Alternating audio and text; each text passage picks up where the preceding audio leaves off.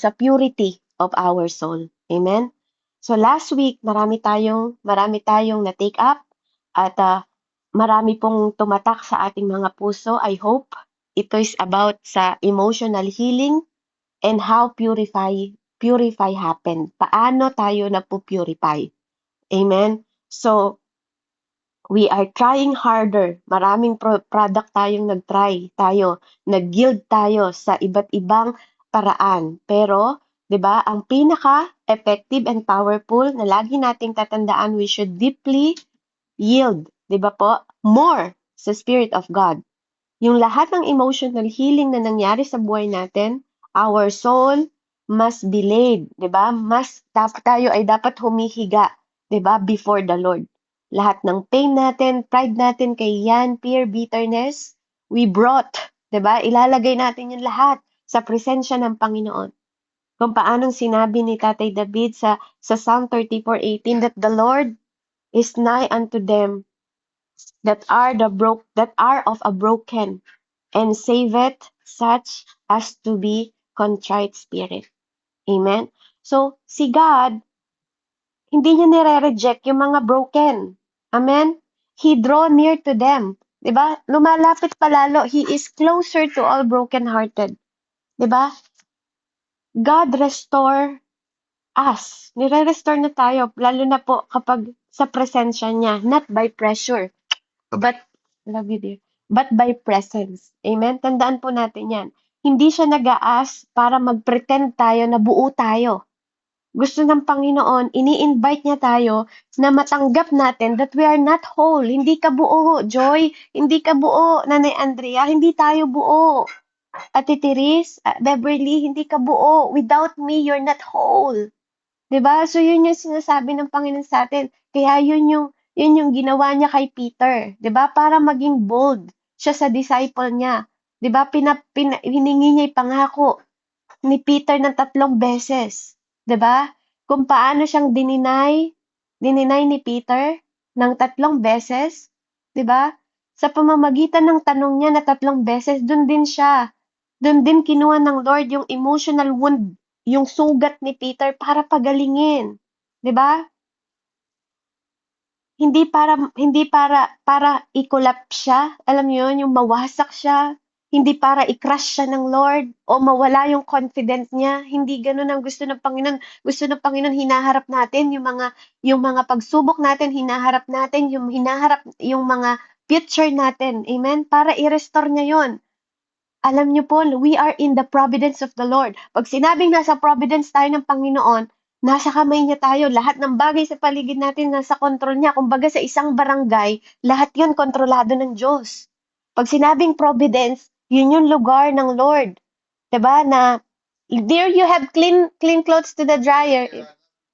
Okay, love you. Um, Yun po ano, 'di ba? Yun yung ano, yung restoration na binibigay ng Panginoon sa atin na gusto niyang malaman mo that you're forgiven, 'di ba?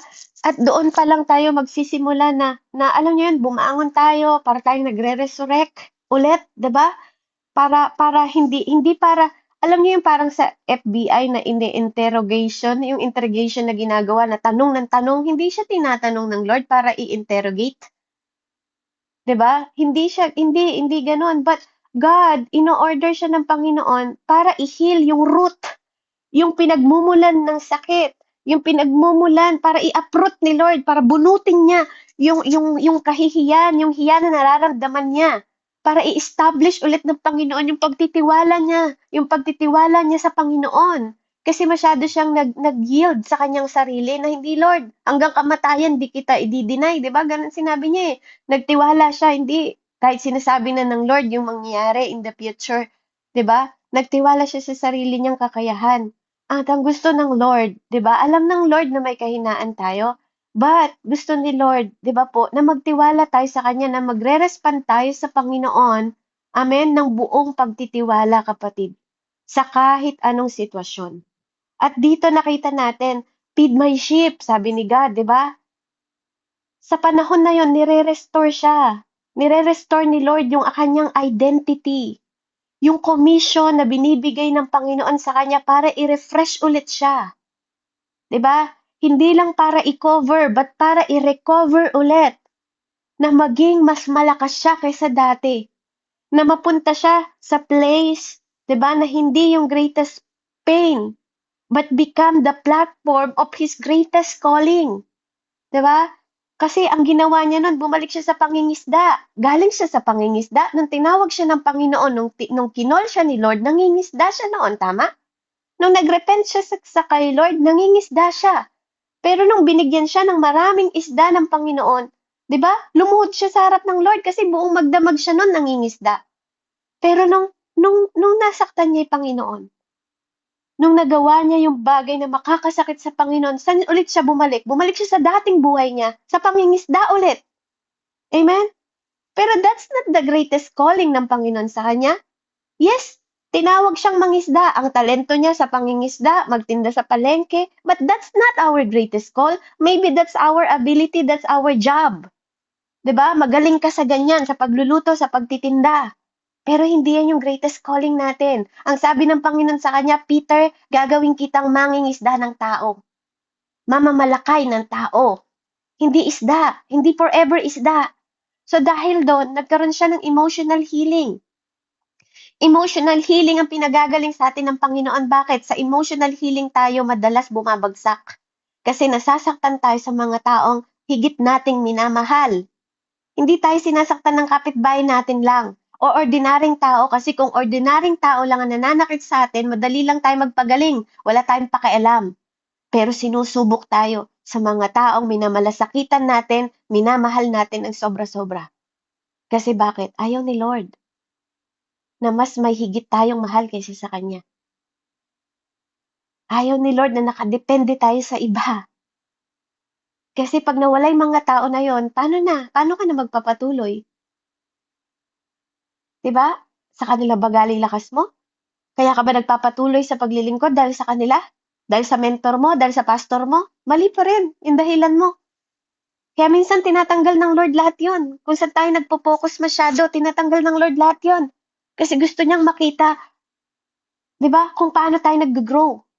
Gusto niya makita kung naintindihan na natin, naunawaan natin kasi God want to know. Gusto ng Diyos na makilala natin siya. Gusto ng Diyos na i-acknowledge natin siya. Kaya dito, 'di ba, nilagay ko po sa ano natin, sa chat box natin, not to avoid the past. Hindi pinapa-avoid ni Lord yung nakalipas mo, Ate Joy, but facing the presence of Christ. Gusto niya makilala mo yung sarili mo na you're in Christ now. Wala na yung past mo, anak. You have new identity. You are born again. 'Di ba? Pwede mong lingunin yon. Pero gawin mong testimony na maging strength at kalakasan sa ibang tao. Not suppressing the pain. 'Di ba? But letting the Holy Spirit rewrite your story. Our story. Lahat tayo may pangit na past. Lahat tayo may past. Walang taong walang past. Lahat ng tao may past. At pinaintulot ng Panginoon na magkaroon tayo ng past. Para makita natin kung gaano mas higit na maganda ang plano ng Diyos sa buhay natin kaysa sa mga tayo ang nagplan sa buhay natin. Na trying to be strong, hindi magkunwari na malakas, but learning to be surrendered. Na aminin mo na, Lord, ito yung mga kahinaan ko. Ito ako, Lord, but here I am. Sinusurrender ko po sa lahat kasi alam kong ikaw lang naman. 'Di ba? Because apart from you, I am nothing. So, hindi pwede akong lumakad sa mundong ito without you because you are my partner. So, here I am, Lord. 'Di ba? That is the point. Sa ganong paraan, mahihil tayo sa emotional healing natin at makikita natin yung greatest calling natin. Kung saan tayo na-fall. Kung saan ang falling natin. 'Di ba? Kung saan tayo, hindi niya napapansin, kung saan kayo madalas nagfo-falling, yun din yung madalas na calling. Amen? Saan kayo lahat sinusubok? Doon kayo gustong i-restore na, Lord. Kung sa husband mo yan, sa anak mo yan, sa mga alma sa buhay yan, kasi gusto ko i-restore ni Lord doon. Kasi pag hindi ka naging matatag doon, yun yung gagamitin ng kaaway. Sa sakit. 'Di ba? Sa kahit anong, ano po, kung ano yung mga pagsubok ninyo. Kung mapapansin ninyo, kaya pala ako paulit-ulit sa bagay na 'to kasi dito ako gusto ni Lord maging mas strong. Kasi ayaw niyang yun ang gamitin ng kaaway para sa'yo. So now, we're going to see again and again yung buhay naman ni Joseph. Amen? Paano bang binetray si Joseph ng kanyang own brother? Amen? Inakusahan ng mga false accusement, 'di ba? At nakalimutan sa prison. Amen? When God want to elevate you, when God want to, alam niyo yan, kapag ikaw gustong itaas ng Panginoon, hindi mo pwedeng hindi ma-encounter tong mga bagay na to. 'Di ba? Yung parang akala mo mahal ka ng mga kapatid mo, parang gano'n, tapos sila pa mismo yung gagamitin, 'di ba? Pero may purpose 'yun. Yung mga false accusation sa'yo na iniisip nila ganito ka, iniisip nila kaya mo lang gusto, 'di ba si David, kaya ka lang nandito kasi gusto mo makita yung labanan, eh. False accusation, 'di ba? Inisip lang niya 'yon, pero hindi 'yun sa'yo. Si Joseph, bakit? Kaya mo kinukuwento yung panaginip mo kasi gusto mo sambahin ka namin ng nanay at tatay mo, 'di ba? Yung mga kapatid niya nainggit sa kanya, 'di ba? False accusation. Wala naman siyang masamang hangarin kundi ikuwento lang yung kanyang panaginip, 'di ba? Kasi yung kanyang tatay is prophet. Nabasa ng tatay niya yung kanyang panaginip? Anong ibig mong sabihin? Kami ng nanay at tatay mo at ng mga kapatid mo luluhod sa'yo. Sasambahin ka? Nabasa niyo yung panaginip? 'Di ba? Kaya dito makikita natin on how, 'di ba, paano siyang binigyan ng elevation ng Panginoon. Kung paano siya naging powerful, 'di ba, sa Egypt. Kung paano siya nakarating doon sa Egypt, 'di ba, dahil din sa control ng Lord na kahit nasa pinakapangit na history niya, mababasa niyo po 'yun sa Genesis 45, sa kahit na sa pangit, 'di ba, na kuwento, 'di ba, tinapon sa balon, binugbog, 'di ba, gustong ipagbili, 'di ba? Kahit yung lalim ng balon, sukat ng Lord, eh. Do'n pa lang po makikita ninyo 'pag tinitingnan ninyo yung principle ng Panginoon sa mga kwento sa Bible, alam mo that God is still in control even sa pinakapangit na nangyayari sa buhay natin, 'di ba? Kahit na yung panahon na yun umiiyak si Joseph because of the bitterness, para ma-release niya yung maraming taon, 'di ba, yung divine healing na gusto sa kanya na mangyari ng Panginoon. Pero alam niyo kapag 'di kayo naging sensitibo sa mga emosyon ninyo, totoo po ang delaying. Nade-delay tayo sa mga bagay na pinapagawa ng Panginoon. Bakit ko po nasabi na delaying is truth? Yung araw at buwan sa panaginip ni Joseph po, nandoon. So, ibig sabihin yung nanay at tatay niya buhay, 'di ba? Nung siya ay nasa posisyon na. Pero dahil sa bitterness niya, kasi kinip-kip niya, eh. Natagpuan niya na yung mga kapatid niya, pero tiniis-tiis pa rin niya, tiniis niya ng matagal na panahon. Alam niya kung saan nakatira yung kanyang mga magulang? Alam niya yon. Simula pa lang nung umupo siya po sa posisyon, alam niya yon. This is the revelation of the Lord. Jesus Christ. Hallelujah, Jesus. 'Di ba? Alam niya. Pero nung naupo siya, hindi niya pinuntahan agad yung pamilya niya. Tiniis niya. Binaliwala niya. Kinakalimutan niyang pilit. 'Di ba? Pero hindi pwede. Dahil darating ang tagtuyot, darating ang tag-ano ng 7 taon. Kaya mismo ang Panginoon pinadala yung kanyang mga kapatid kung saan yung palasyo na pinag-aarian niya. Do you think it is accident? Di yun aksidente. Pero dahil tiniis ni Joseph yung kanyang pamilya, patay na yung nanay niya nung natagpuan niya yung pamilya niya. Wala na yung nanay niya. That is delaying, mga kapatid. Dahil sa emotional natin, na pinapairal yung emotion natin, yung bitterness natin, nagkakaroon tayo ng delay. Buhay pa sana yung nanay niya kasi that is the prophecy. Yung panaginip niya, buhay pa yung nanay at tatay niya, pero nung kinatagpo niya yung mga kapatid niya, tatay na lang niya yung buhay. Kasi dinelay niya. Hindi niya na nakita yung nanay niya. Basahin po natin sa Genesis 45. Hallelujah. Samahan niyo po ako magbuklat, no? Genesis 45. So dito po, Sabi dito, no? So, ang pag-uusapan natin ngayon is about emotional purity. 'Di ba? When emotional purity happen? When? So, pag sinabing emotional purity po, it's not about being emotionless. Hindi ko sinasabing mawalan tayo ng emosyon because God is emotional God din. 'Di ba? Pero, nasa lugar ang emosyon. Dapat alam natin kung kailan tayo magkakaroon ng tamang emosyon sa bawat sitwasyon. Amen? So, it's about directing your emotion toward God. Hindi sa sitwasyon mo. Hindi sa kalagayan mo, but to tear, 'di ba? Yung sa harap ng Diyos and His purposes. Lagi niyong isasaalang-alang hindi yung emosyon niyo, kundi yung purpose ni God. Amen? At sa Panginoon tayo laging nakatutok. Kasi God want to protect our heart. Yun ang gusto ng Panginoon. So yung emotional purity na pinag-uusapan natin ngayon, dito matututunan natin on how to love others selflessly. It's not about you. It is leading us to lasting peace and purpose. Walang hanggan na kapayapaan at purpose ng Panginoon sa atin. Amen? Kaya mga kapatid, hear me by the Spirit of the Lord. Amen? Genesis 45, 1-5. Hindi na mapigil ni Jose ang kanyang damdamin kasi ilang beses na pong bumalik yung mga kapatid niya sa palasyo. Kaya pinaalis niya ang kanyang mga tagapaglingkod na naroon. Nang sila na lamang ang naroon, ipinagtapat ni Jose sa kanyang mga kapatid kung sino siya, di ba? Matagal nang pumupunta yung kapatid niya, pero nito pa lang niya pinagtapat. Kasi hinahawakan niya yung sakit, alam niyo yun, dinidinay niya. So sa lakas ng kanyang iyak, narinig siya ng mga Ehipsyo. Kaya't ang balita ay mabilis na nakarating sa palasyo. Marami na pong tsismosa noon pa man. Amen? Ako si Jose. Ang pagtatapat niya sa kanyang mga kapatid. Buhay pa bang talaga ang ating ama? Tingnan niyo po. 'Di ba? Alam niya. 'Di ba? Nung narinig niya lang yung ama't ina niya, 'di ba? Kaya na ano siya na-convict siya nung narinig niya yung kanyang tatay. Pero 'di ba dapat andun pa yung buwan at araw? Ama't ina dapat.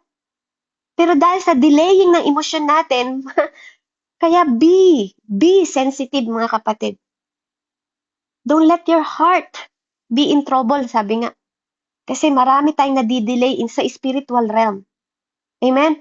Heavenly realm is different to spiritual realm. Tandaan niyo po. Ang heavenly realm, hindi po magkaiba yan sa spiritual realm. Amen? So nagulantang sila sa kanilang narinig at hindi nakasagot. Kasi bakit? Ito yung kapatid nila na gusto nilang patayin.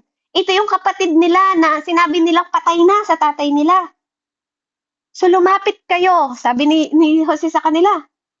Sabi ni Jose, lumapit nga sila at nagpatuloy siya sa pagsasalita. Ako nga si Jose, ang inyong kapatid na pinagbili ninyo sa Ehipto. Ngunit huwag na ninyong ikalungkot ang nangyari. Huwag ninyong sasabihin ang inyong sarili na ginawa ninyo to sa akin. Huwag ninyong sisihin yung sarili nyo, sabi niya. Tapos dito pa lang niya naunawaan, ang Diyos ang nagpadala sa akin dito upang iligtas ang maraming buhay. Kapatid, sometimes it's not about you. It's about the salvation maybe ng ibang tao kaya may nararanasan. Sa kaligtasan ng iba, hindi para sa sarili mo. Do not focus to yourself.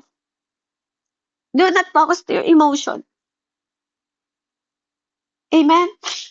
Kaya dito niya palang naunawaan yung malalim na gusto siyang pagalingin ng Panginoon. Ang Diyos ang nagpadala sa akin dito upang iligtas ang maraming buhay.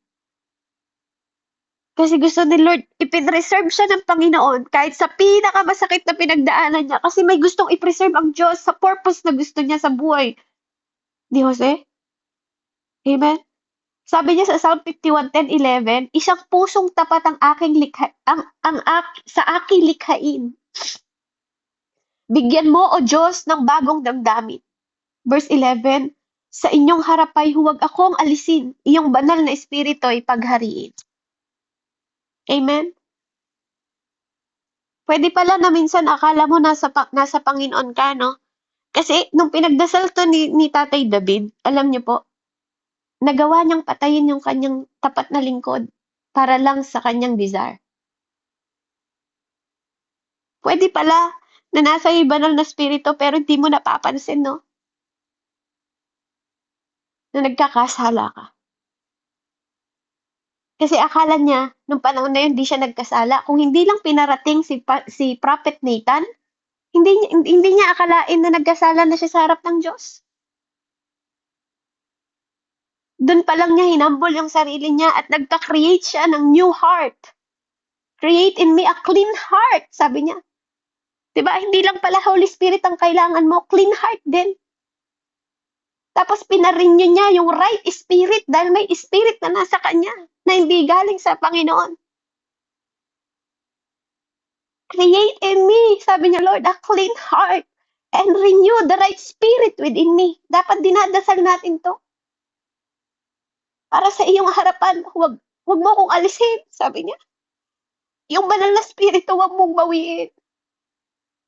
Yung banal na spirito, ipaghariin mo sa akin. Bakit yun yung panalangin niya? Kasi sa banal na spirito, nagmumula ang pag-ibig ng Diyos. Hindi ikaw ang umiibig. Ang Diyos ang umiibig, hindi ikaw. Ang Holy Spirit ang faithful, hindi ikaw. Ang Holy Spirit ang nagdadasal, hindi ikaw. Lahat, ang Holy Spirit ang nagtuturo sa atin na maging patient, na magkaroon ng self-control, hindi ikaw.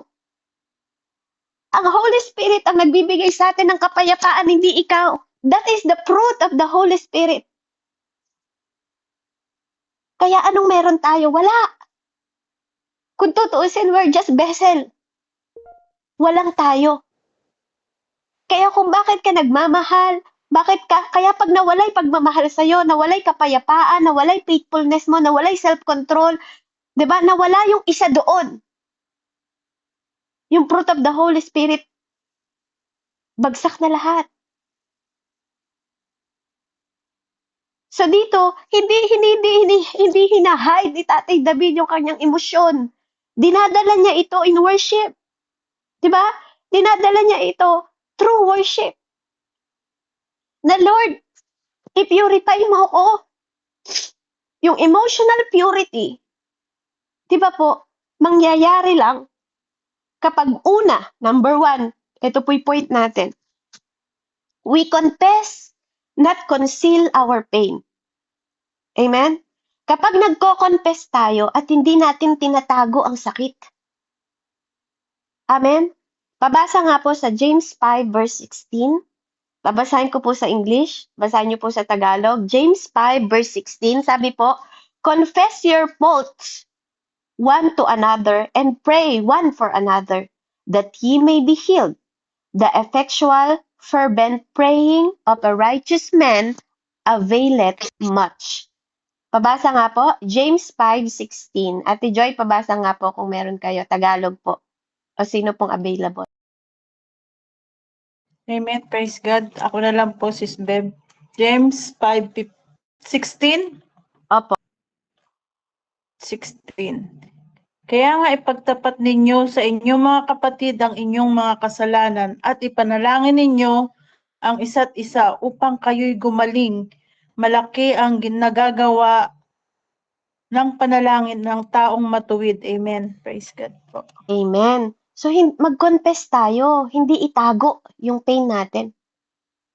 Amen? Kapag nararamdaman ninyo na may hindi kayo kapayapa, mag-confess agad kayo. Magpanalanginan. 'Di ba? Kahit hindi yun yung tao na piling mo nararamdaman doon, humingi ka ng panalangin, mag-confess sa kanya, 'di ba? Ibang nagagawa ng mga righteous. Hindi sinabi ng Panginoon na itago ninyo emosyon ninyo, hindi. 'Di ba? Gusto niya maging bold tayo, pero gusto niya sa tamang emosyon tayo madala, hindi sa, 'di ba, sa mga negatibo, kundi sa positibo. Amen? Number 2 po. Number 1 yun na, we confess, not conceal our pain. Nagko-confess tayo hindi para itago yung sakit. Amen? Mahalaga po yun. Para magkaroon tayo, dito nagaganap when emotional purity happened. Ito po yun ang dapat natin gagawin, lalo na tayong mga intercessor. Amen? We need to confess. Hindi pwedeng may kabigatan tayong dinadala na humaharap sa Diyos. Iwan mo muna ang iyong alay, then humarap ka ulit sa Panginoon. Yun ang salita ng Lord. Salamat sa salita ng Panginoon. Amen? Psalm 139 verse 23 po, number point 2. When the emotional purity happened, number 2, we allow the Holy Spirit to search and reveal what's broken. Hingin natin sa Holy Spirit. I-allow natin sa Holy Spirit. Show me, Holy Spirit. Amen? Search me. Sabi niya sa Psalm 139:23, search me, O God, and know my heart. Try me and know my thought. Diba? Magkakadugtong ang heart at ang iniisip mo. Kasi nagsisimula yon sa heart. Kung anong naramdaman mo, kung anong narinig mo, narinig ng tenga mo, papasok yun, diretso sa puso yon. Bago yun umakyat sa isip mo. Amen? Kaya nga sabi ng Lord, hear me sa lahat ng may tenga. Kasi bakit? Kung anong naririnig ng tenga mo, papasok sa puso mo, pupunta sa isip mo. Hindi papasok sa isip bago sa puso. Hindi, mararamdaman muna ng puso bago sa isip. Ganun po ang koneksyon ng spiritual.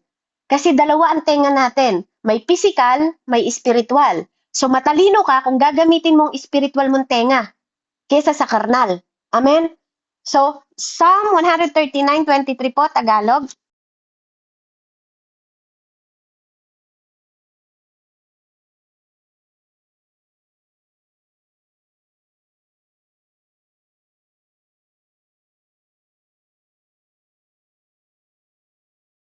Anong verse po, sis? 23 po, 23. 23. Amen. Ito po ang sabi. O Diyos, ako'y siyasatin. Alamin ang aking isip. Subukin mo ako ngayon kung ano ang aking nais. Amen. Amen, di ba? Sinusubok talaga tayo ng Panginoon. Testing po is galing sa Lord.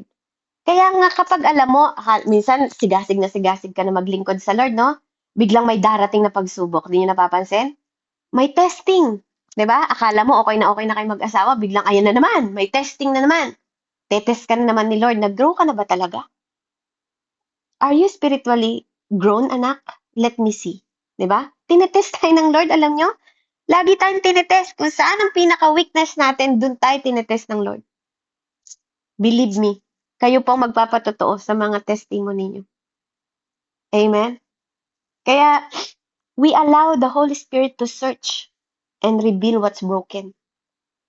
Kasi hindi nyo ba nahalata, kapag kayo nagdadasal, anak, si ganito, kanina nasabihan mo ng ganyan, di ba, Lord, patawarin mo ako, bigla ka magaganon, kasi nire-reveal niya. He give you the remembrance kung sa kanino ka nakasakit, sino nakapag-ano sa'yo, di ba? Siya nagre-reveal doon, kung saan ka broken. And sometimes, He bring people, katulad ni Tatay David, He bring Prophet Nathan to reveal the secret ng kanyang ginawa. Amen? So we have to search. Magpapasiyasat tayo sa Lord, lalo ng mga intercessor. Amen? Kasi kailangan ng Lord ng righteous heart, clean heart. Amen? Pure heart. Number 3, we forgive truly. Truly po totoo. We forgive truly and fully those who wounded us. Kung sino man ang nakasakit sa atin, fully and truly natin silang patatawarin. Amen? Basahin niyo po. Basa po tayo. Luke 6, verse 37. Judge not, and ye shall not be judged. Condemn not, and ye shall not be condemned. Forgive, and ye shall be forgiven. So kung hindi ka nagpatawad, di ka rin papatawarin. That is the rule ng God. Wala akong pakialam kung ano pong mga opinion ng mga tao. But this is God itself. The word itself talk to us. It's not about gaano kanya sinaktan, gaano kalalim ang wound mo. It is the word of God. Kung hindi ka magpapatawad, hindi ka rin patatawarin. That is the rule. That is the law. That is the word. That is the truth. So ano man po ang dahilan ninyo, ang Diyos lang, ang salita ng Diyos lang ang katanggap-tanggap. Dahil kung Diyos siya sa inyo, you have to accept the truth. It's not your opinion. It's not your decision. It's God's decision. Amen? Pabasa nga po, Luke 6:37.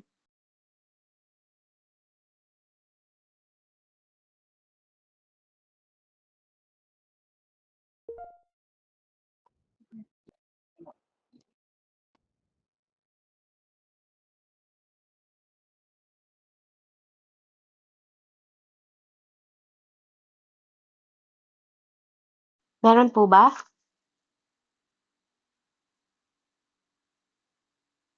Amen po.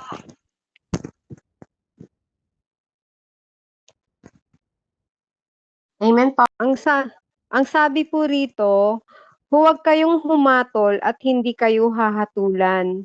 Huwag kayong magparusa at hindi kayo parurusahan. Magpatawad kayo at kayo'y patatawarin. Amen.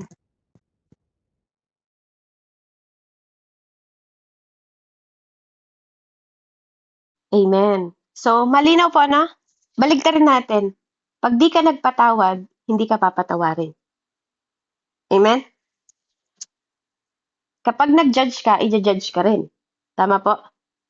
'Di ba? Kapag nag-condemn ka, ikaw condemn ka rin. Kung anong sukat na binigay mo sa kapwa mo, yun din ang sukat na ibibigay sa'yo. Tama? 'Di ba? That is the word of God. That is the word of God. Kung paano mo sinusukat yung mga tao sa speck ng mata mo, ganun ka rin susukatin ng Diyos. Kung hindi mo ibibigay sa Kanya ang pagsusukat, amen? At ikaw ang masusunod sa sarili mo, decision, hindi ko papatawarin, patatawarin ko. 'Di ba? Be sensitive mga kapatid. Who is your God? Ikaw pa rin ba ang God ng sarili mo o you will honor the word? Number 4, we replace lies with truth through the word. Diba po? Iisang tabi mo yung mga kasinungalingan sa katotohanan na sinasabi sa pamamagitan ng salita ng Diyos. Amen? Kung gusto mo magkaroon ng emotional na healing, di ba po? Wag mong tanggapin yung mga lies ng kaaway. Kailangan yun maiisang tabi sa pamamagitan ng katotohanan. Roman 12 verse 2, sabi niya po dito, huwag kayong makiayon sa takbo ng mundong ito. Sa halip, hayaan ninyong baguhin ng Diyos ang inyong pag-iisip upang maunawaan ninyo ang kanyang kalooban. Sa gayon, magagawa ninyo kung anong mabuti, kalugod-lugod at ganap sa kalooban ng Diyos. So kung wala ka sa katotohanan ng salita ng Panginoon, amen? Hindi po natin magagawa ang mga bagay na kalugod-lugod, kapuri-puri sa harap ng Diyos. Kasi hindi natin magagawa yung perfect will niya kung punong-puno tayo ng kasinungalingan ng kaaway. Kaya kapag may kasinungalingan na pumapasok sa isip mo, 'di ba? Isipin mo yung katotohanan ng salita ng Diyos na sinasabi ng Diyos. Kasi ang katotohanan lang ang magpapabago sa kasinungalingan. Every lies, there's a truth. Lahat ng kasinungalingan na maririnig mo o makikita mo sa mundong ito may katapat na katotohanan. Dahil walang magiging kasinungalingan kung walang katotohanan. Amen? Walang magiging peking bag kung walang totoong bag. Walang magiging peking propeta kung walang totoong propeta. Walang magiging peking pastor kung walang peking pastor. Ay, walang totoong pastor. Walang magiging peking teacher kung walang totoong teacher. So galing everything is from truth. Everything is from the truth. Tapos, sinuswitch ng kaaway sa lie. Kaya nga, every lies, there's a truth behind it. So, be wise, mga kapatid. Kung may sakit ka ngayon, anong kapalit ng truth? By my stripe, you are healed.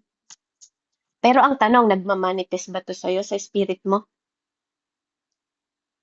'Di ba? May battle ka.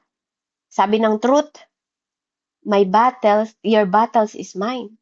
'Di ba? The Lord is fighting for you. Amen? That is the truth. Pero ang tanong, laban ka pa rin ng laban, nakikipaglaban ka pa rin, meaning, hindi nagmamanifest sa heart and thought mo, hindi pa rin nagtatransform yung puso mo at isip mo, hindi sila nakikipag-isa sa espiritu. Letter kill it, spirit give life.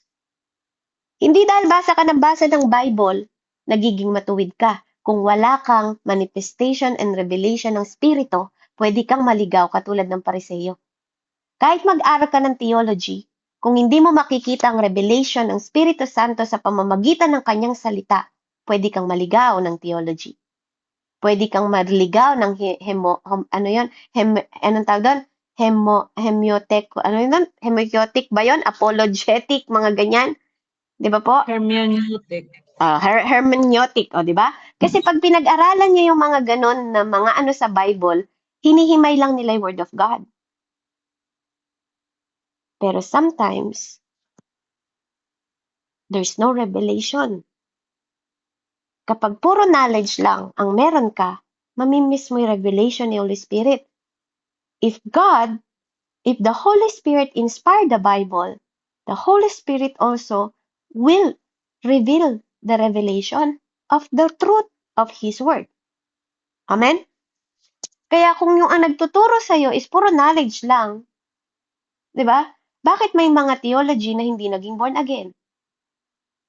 Bakit may mga nag-aral na nagbabad, nag-aral, mga Pariseo pero hindi nakilala si Jesus? So it's not about Bible, mga kapatid. Kung walang revelation sa atin ng Panginoon at ang Holy Spirit is hindi kumikilos sa'yo, pwede kang maligaw. Amen? So hingin natin yung leading sa author. Amen? Kung sino ang nag-create ng isang bagay, dun mo rin makikita sa manual, di ba? Ganon din sa Panginoon. Kung creator natin si God, dun din natin hingin sa Kanya revelation. And sometimes, di ba po, kaya tayo may teacher, apostle, di ba, mga leaders, kasi we can ask. Kaya minsan tingnan nyo, may magtuturo pero sometimes ba't nag-grieve yung Holy Spirit mo dun sa tinuro niya na parang ayaw tanggapin ng Spirit mo? Diba na parang hindi naman totoo yan, hindi ganon. Diba? Hindi dapat ganon yung thought mo doon. It's not like that. Diba? Katulad ng ibang tao, sometimes they said, you know what? Sabi po nila, naging bastos daw si Jesus kay Mary. Diba? Binastos daw ni Jesus si Mary. That's not the thought. Diba? Hindi, kasi kung binastos niya, that is the first miracle ni Jesus. In-honor niya si Mary. Diba? In-honor niya si Mary pa rin. Ginawa pa rin niya, inutos ni Mary sa kanya. Hindi niya binastos si Mary. Diba? It's not how you absorb the word. The truth of the word. Amen?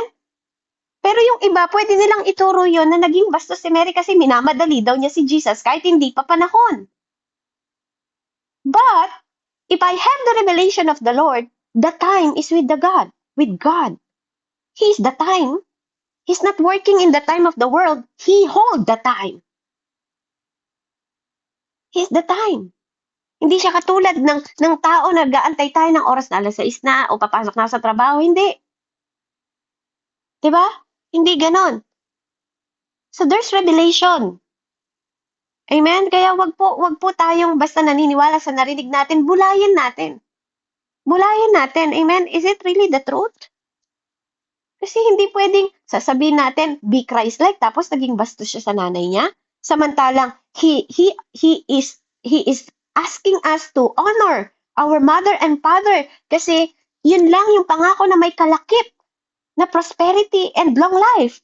Sa lahat ng utos niya, that is the only command na may kalakip na pangako. Honor your mother and father. Tapos sasabihin natin na naging bastos si Jesus sa kanyang magulang dito sa lupa. No. Amen? So let's God transform our heart and our mind para sa perfect will niya. Para sa ikabubuti natin. Yung mga bagay na acceptable. Para mag-transform ng ating mind. Para ma-prove yung mabuting at katanggap-tanggap na perfect will ng God sa buhay natin. Lastly, number 5, we walk in the intimacy with the Lord, not performance. Lumalakad tayo sa intimacy ng Panginoon. Na ginagawa niya sa atin, ba tayo napalapit sa Kanya? Diba? Kasi alam natin kung gaano kalaki kasalanan natin na pinatawad. Kung sino may malaking kasalanan na pinatawad, siyang higit na nagmamahal, sabi niya sa Luke.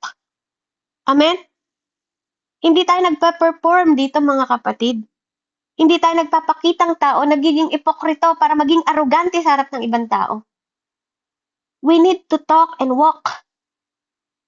Diba? Because God is leading us. Kung Diyos ang naglilid sa'yo, hindi ka nagpa-perform sa mundong ito. There is Master, there is King, there is Lord na naglilid sa'yo. Psalm 23:3, He restore my soul. Kaya pinapa-restore ang soul. Kasi kapag hindi na-restore ang soul at hindi nakipag-isa sa spirit, gagawa ito ng sarili niya. He leaded me in the path of righteousness for His name's sake. Para sa kaluguran ng Panginoon, for the glory of God, hindi para sa atin, mga kapatid. Kaya we have to display Jesus sa mga tao, sa pamilya natin, sa mga paligid natin, sa mga unbelievers. Kailangan makita si Jesus sa buhay mo, Tita Lisa, Ate Merda, Ate Billie Jean, Ate Kat, Nanay Selena, Ate Ann, Ate Jolly, ako, Ate Therese, lahat tayo. We have to display Jesus. Amen? Hindi yung sarili natin ang nakikita na para tayo nagpe-perform. Hindi tayo umaawit dahil maganda lang yung boses natin. Worshiping is revelation. Amen? Kaya, magpalit tayo sa Lord. Magpalit po tayo sa righteousness. Hindi tayo umaawit sa social media. Hindi tayo umaawit lang para pakita na, nag-worship ako. 'Di ba? Ganito yung ginagawa ko araw-araw. Hindi po ganoon. Hindi tayo nagpe-perform even sa harap ng Diyos, we're not performing. Kasi kitang-kita niya yung puso natin kung ano yung naglilid sa'yo. Kung siya ba ang espiritu niya? Walang pakialam ang Panginoon sa sasabihin ng ibang tao kasi siya lang naman ang ano natin audience. Tingnan niyo po si Stephen, nung siya po ay binabato ng mga tao dahil sa pagpoproclaim niya ng katotohanan. Namatay siya sa pamamagitan ng pagbabato dahil sa buhay ni Tatay Paul o ni Saul nung siya ay si Saul pa. Pero Tatay Stephen, 'di ba? Pinperform niya, 'di ba? Ginawa niya, inak niya yung boldness, 'di ba? Na sinabi by word and by his spirit. Sinabi niya sa harapan ni Saul, I forgive you. I forgive you. 'Di ba? Pinatatawad kita. Sabi pa bago niya pa isubmit yung kanyang espiritu sa Panginoon. Kapatid, tandaan niyo to, walang espiritu na pumupunta sa impyerno. Lahat ng espiritu babalik sa Diyos. Amen? Kaya sabi ni Tatay Stephen, receive my spirit. Nung nakita niyang bumukas yung langit, nakatayo si Jesus Christ sa kanyang trono, pumapalakpak para kay Stephen. Samantalang dito sa lupa, binabato siya ng mga tao. Habang ang Panginoong Diyos nakatingin sa kanya. Habang unti-unti siyang binabawian ng buhay. Si Jesus nakatayo. Pinapanood yung kanyang anak na pumapalakpak para sa kanya. Kasi yung perfect will niya naganap kay Stephen.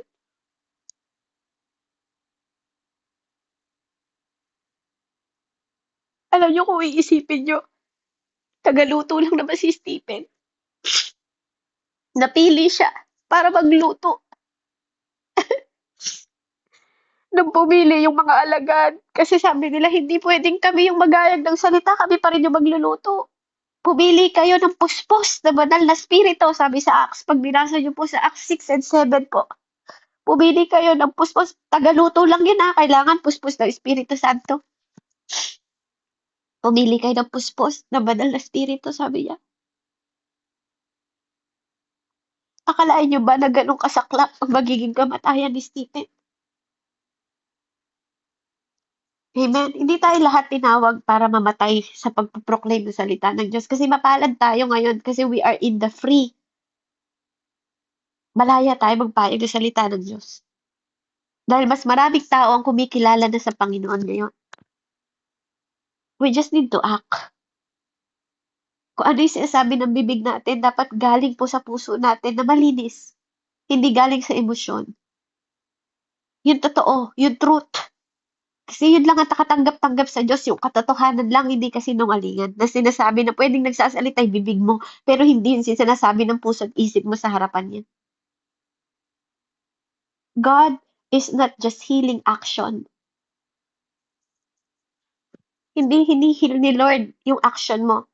He is healing affection. Kung paano nagiging yung apekto sa buhay mo ng mga tao sa paligid mo, yun yung hinihil ni Lord. Para maging effective ka. He is not just cleansing your hand. Hindi niya lang nililinis yung mga kamay mo sa harapan niya. He is cleansing your heart. Pati puso mo. Kapag ang kaluluwa natin naging magaling, yung ating soul is healed. Kapag yung emotional purified ang inalaw natin, pinupurified ng Panginoon yung emotion natin. Kasi ang emotion galing sa soul. Yung wants natin, yung will natin, 'di ba? Galing sa soul. Yung emotion is galing sa soul, hindi sa spirito. Kaya pag nagpagaling tayo, pag na-heal ng Lord yung emotional issue natin, kaya natin pinag-aaralan to kasi part ng purity ng soul natin, ng emotion, 'di ba? Kapag nagpagaling na tayo at na-purify na tayo, nalinis, na-cleanse ng Lord yung ating emotion, then the spirit will align. Maa-align yung spirit natin. Amen? That is the purpose, mga kapatid. Kasi yun yung posture na dapat meron tayo sa harap ng Diyos. Ma-align ang spirit natin. At kapag na-align ang espiritu natin, pakinggan niyo po ito, we will become vessel na totoong nagdadala ng bigat, ng prophetic. Amen? Nakapahayagan ng Panginoon sa buhay natin, the love of God. Magiging vessel tayo ng pagmamahal na dala-dala natin, na galing sa Diyos, hindi sa emosyon. And the wisdom of heaven, yung wisdom na nagmumula sa Panginoong Diyos. Kaya mahalaga na nagpapapurify tayo ng soul para ma-align ang ating espiritu at magawa natin at totoo tayong makapagmahal, makapagpatawad, amen, at magawa ang perfect will ng Panginoon na na-transform. Kasi that way pa lang makakakilos ang Panginoon ng buong-buo sa atin. Amen? Kaya purihin po ang Panginoon. We walk in intimacy in God. Kasi we walk in love, not performance. Yung tunay na love. True love po. Hindi kasi may sinungaling din na pagmamahal. 'Di ba? Yung pagmamahal sa mga kabit, pagmamahal may asawa na, nagmamahal pa sa iba, that's lies. 'Di ba? Wag tayong ganon. Kaya purihin ng Panginoon, ano po, there's sa lahat ng mga katotohanan, may katapat na kasinungalingan yun. Pero tandaan ninyo, pwede din nating gamitin na lahat ng mga ginagamit ng kaaway sa atin is maging tungtungan natin to elevate us. That all things work for our good. Amen? Ano man ang sitwasyon nyo, ano man ang kalagayan nating lahat, God is working in us and with us. Amen? Purihin ang Panginoon. Let's pray. Heavenly Father, in the mighty name of Jesus, Lord, we thank you. We glorify your name and we acknowledge you, Father God, on how good you are. You are a good Father. You are a good Father God, good healer, Father God, even in our emotion, Father, sa lahat ng purification, cleansing, transformation, Father God, Lord, sanctification, Lord, we honor you. Thank you for teaching us. Thank you for loving us. Thank you, Panginoon, na nilalagay mo kami sa sitwasyon na to na marinig ang mga mensaheng ito, na even lahat ng mga ginamit mo noon, Lord, you help them to elevate, you help them to heal by their emotion and purify them, Father God, yung soul namin, Ama. Salamat, Panginoon, that may mga ganito palang pagtuturo, Panginoon, na kailangan naming malaman bilang mga intercessor na maging kalugod-lugod kami upang magawa namin yung perfect will mo sa aming mga buhay, Ama. Sa isip, sa puso, sa salita at sa gawa. Salamat, Panginoon. Purihin ka. Tanggapin niyo po ang lahat ng kaluwalhatian, Panginoon. Lord, help us to glorify your name for the sake of your name sa lahat ng ginagawa namin, kinikilos namin, iniisip namin, at nararamdaman namin. Sa pangalan ni Jesus, ito po ang aming samot dalangin. Pagpalain niyo po ang buhay ni Ate Therese, ni Ate Joy, ni Tita Annalisa, ni Ate Melda, ni Ate Billie Jean, ni Ate Katkat, ni Nanay Selena, ni Ate Ann, ni Ate Jolly. Lord, pagharian mo ang kanilang buhay. May your presence walk with them, Father God, and your intimacy, Father God, to elevate us, to overcome this world, Father God, sa presensya mo, sa kalooban mo, at sa perfect will mo. Salamat, Panginoon, sa pangalan ni Jesus. Ito po ang aking samot dalangin. In the mighty name of Jesus, I pray. Amen and amen. Thank you po. Finally, natapos na po natin ang Purify Soul. Thank you po and God bless po sa bawat isa. Amen. Ayan, thank you po Sis Bev sa napaka-blessed po na mensahe.